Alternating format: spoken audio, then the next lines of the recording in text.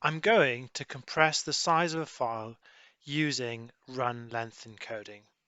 Now, the way Run Length Encoding works is it takes a sequence of values that are the same and then groups them together and tells us how many of those values that we have, thereby shrinking down our data. So let's just have a look at the example here that we have. So in front of us we have a string of zeros and ones.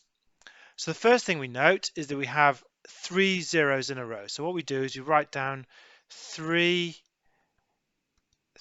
zeros. There's no particular notation for writing down compressed run length encoded sequences, but this is as probably as good as any. So we've got 3 zeros, and then we've got 2 ones,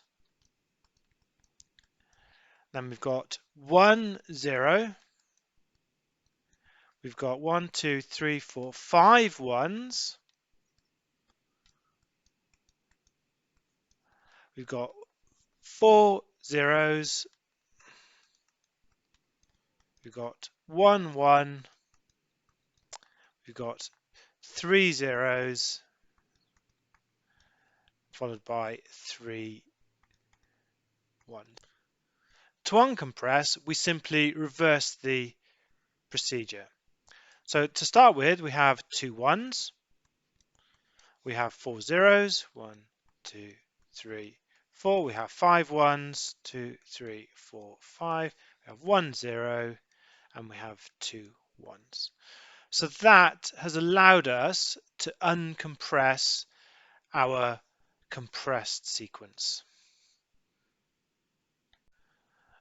Run length encoding only works for us when we have long sequences of the same value. In the example here, we don't have long sequences of the same value, we just have single values on their own and we have no sequences. So in this case, what we have to do is we store the value and the number. In this case, it's just going to be 1. So we have 1 of each value. So 1, 1. We have 1, 0. We have 1, 1. We have 1, 0. We have 1, 1, and so on. Now, this has actually increased the size of our file because we've actually had to store not only the numbers themselves, but also the number of numbers, but in each case it's just 1. So actually we're having to store more data.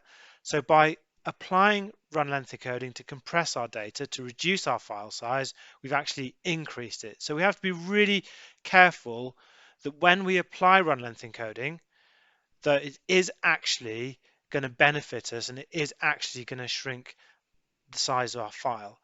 Like I said, it's only going to happen when we have long sequences of the same value.